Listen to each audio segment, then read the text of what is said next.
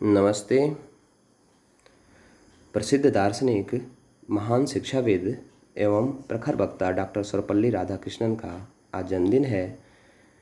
इन्होंने एक शिक्षक से लेकर राष्ट्रपति पद तक रहते हुए अपना संपूर्ण जीवन राष्ट्र की सेवा में लगा दिया। आज हम इनके जीवन के कुछ महत्वपूर्ण अंशों को, राष्ट्र की सेवा में इनकी भूमिका को याद करेंगे, नमन करेंगे। पहले हम इनके जन्म और आरंभिक शिक्षा पर चर्चा करेंगे। राधाकृष्णन का परिवार मूलतः सर्वपल्ली गांव का निवासी था, इसलिए उनके नाम के आरंभ में सर्वपल्ली जुड़ा। सर्वपल्ली गांव मद्रास से लगभग 50 मील दूर स्थित है।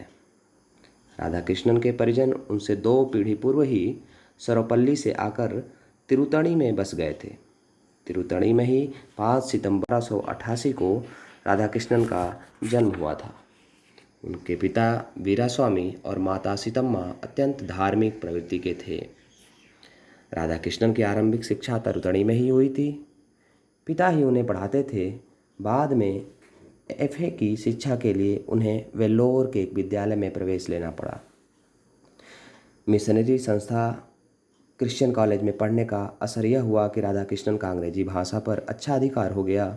साथ ही ईसाई धर्म एवं संस्कृति से भी उनका परिचय हुआ, जिसके कारण वह हिंदू धर्म का तुलनात्मक अध्ययन कर सके।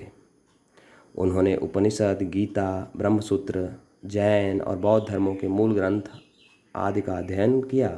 पाश्चात्य दर्शन के विद्वानों जैसे प्लेटो, प्लॉटिनस, कांट, शेक्सपियर, वर्ड्सवर्थ, दांते आदि के महत्वपूर्ण ग्रंथों का अध्ययन भी राधाकृष्णन ने किया। सन 1908 में राधाकृष्णन मद्रास के प्रेसिडेंसी कॉलेज में लॉजिक के असिस्टेंट प्रोफेसर हो गए। सन 1910 में उन्होंने टीचर्स ट्रेनिंग कॉलेज सैयदपेट से एलटी की परीक्षा उत्तीर्ण की। मद्रास के प्रेसिडेंसी कॉलेज में उन्होंने सन 1917 तक पढ़ाया। शिक्षण के कार्य के साथ साथ वह देश विदेश के विभिन्न पत्र पत्रिकाओं के लिए विचारपरक लेख भी लिखते रहे। इससे उनकी ख्याति फैलने लगी। सन 1916 में मैसूर विश्वविद्यालय की स्थापना होने के बाद 1917 में डॉक्टर एम विश्वेश्वरैया, जो मैसूर रियासत के दीवान थे, उन्होंने राधाकृष्णन को आमंत्रित किया और स्थानीय महाराजा कॉलेज में दर्शन शास्त्र का प्रोफेसर नियुक्त कर दिया। वे मैसूर में सन 1921 तक कार्यरत रहे।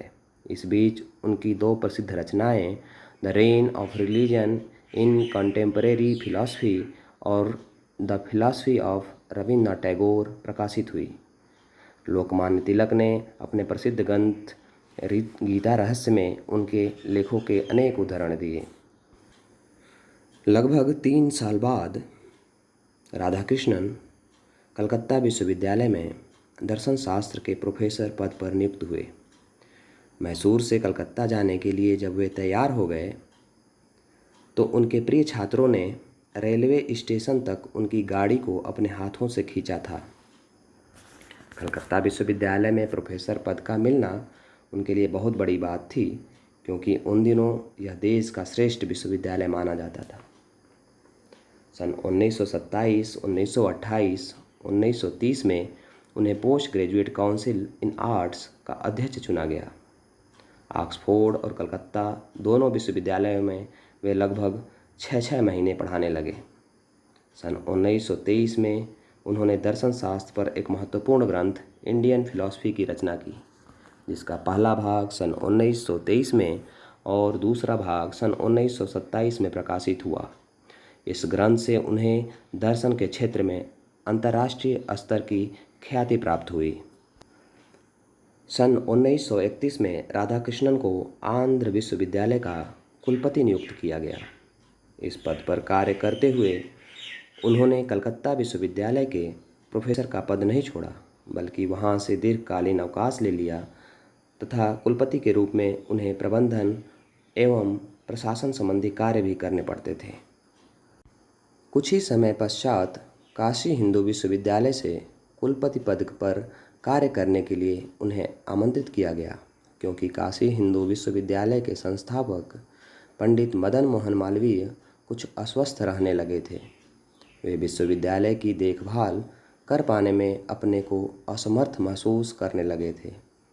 डॉक्टर राधाकृष्णन ने पंडित मदन मोहन मालवीय का प्रस्ताव स्वीकार कर लिया और आंध्र विश्वविद्यालय का कार्यभार छोड़कर काशी हिंदू विश्वविद्यालय में कुलपति पद पर कार्य करने लगे।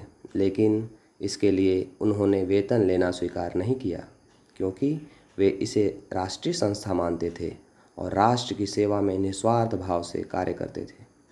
उन्होंने कलकत्ता, काशी और ऑक्सफोर्ड तीनों विश्वविद्यालयों का कार्य कुछ समय तक किया। धीरे धीरे काशी हिंदू विश्वविद्यालय का बढ़ता काम देखकर उन्होंने सन 1940 में कलकत्ता विश्वविद्यालय से त्यागपत्र दे दिया। सन 1942 के आंदोलन में काशी हिंदू विश्वविद्यालय के छात्र भाग लेने के लिए तत्पर थे। तब ब्रिटिश सरकार विश्वविद्यालय को बंद करना चाहती थी, किंतु उन्होंने अपनी बुद्धिमत्ता से ऐसी स्थिति पैदा नहीं होने दी। उनका यह कार्य महान देशभक्तों की श्रेणी में गिना जाता है।